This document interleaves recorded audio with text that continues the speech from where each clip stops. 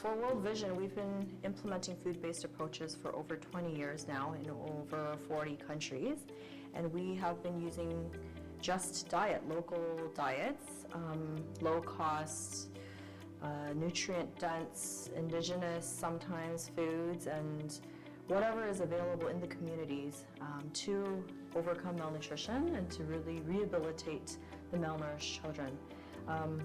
We believe that it's the most sustainable approach. We don't have to worry about whether there are stockouts or supply chain issues. Of course, in some contexts, we do need supplementation and fortification, but I think sometimes when we focus so much on other interventions, we forget that our basic diets are maybe the best local solution.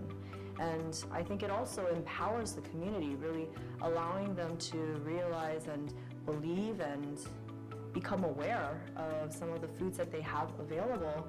And sometimes they may have food taboos. They may believe, oh, certain foods are only for the poor, they're only for animals, but they may actually be readily available, extremely rich in various micronutrients, and they may just not know about it. So I think it's really about helping the community to discover what foods they have already in their backyards or on the road or in their local markets, and help them to utilize those foods so that they can rehabilitate or even prevent malnutrition in their communities and for their own children. And I think it's also much more culturally acceptable, and when it's culturally acceptable, it's easier for caregivers and the communities to change their behaviors, and rather than bringing in foreign practices and foreign interventions.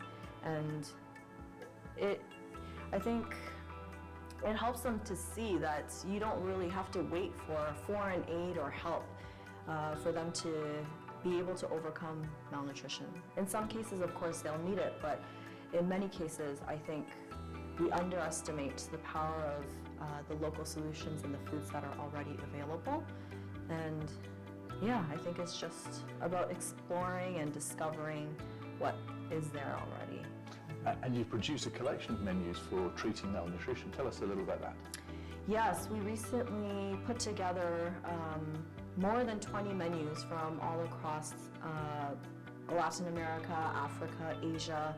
And these are menus that we have used to rehabilitate underweight and wasted children.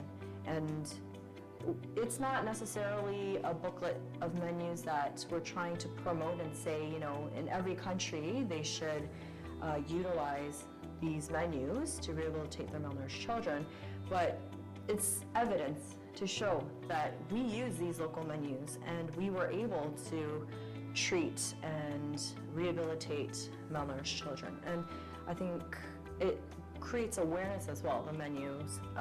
When people look at it and they're able to see, oh, these are definitely some ingredients that we have in our community or in our country, and they're low in cost. And I didn't necessarily know that these are very rich in vitamins, minerals, and calories, proteins.